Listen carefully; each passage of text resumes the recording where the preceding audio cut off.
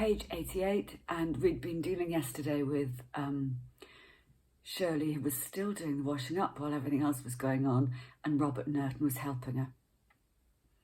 And he'd been neglecting, here we go, his own family, to follow her around with a look of almost dog-like devotion upon his face. "Just talking to myself, Robert," she said ruefully.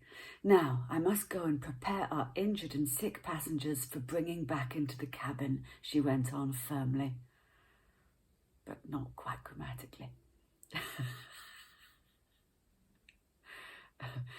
"May I come and help you, please, and may I buy some sweets from you?" he rushed on. "I've got my pocket money, and I don't mind how much you charge me for them. Dad says that you should always raise the price of everything that is short in supply." Oh.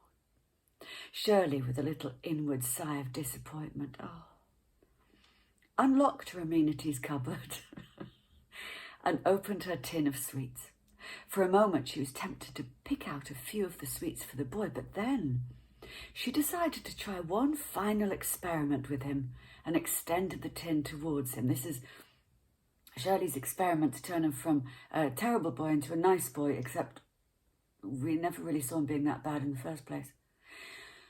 "As you've asked me, you can have some sweets this time, Robert, but you don't pay for them," she said. "Help yourself, but remember, these are the only sweets on Castaway Island, and there are other people here who like sweets just as much as you do." Robert paused for a few moments. Sweets. And then Robert paused for a few moments, staring down into the tin, and then, to Shirley's increased disappointment, he plunged both hands into it and helped himself to as many as he could crush in his small fingers. Good for you, Robert. Except I've got a feeling this is going to turn out to be a good deed, isn't it? He's going to go and distribute them amongst the needy. Turning away, he crammed them into his pockets whilst waiting to accompany Shirley across to the first aid post. As the pair were crossing Colonel Hatchett's new parade ground, on their way to the aid post, they were seen from the flight deck by Captain Clifford and Tony. "That looks as though you'll have to watch your step, Tony," grinned the airliner's captain.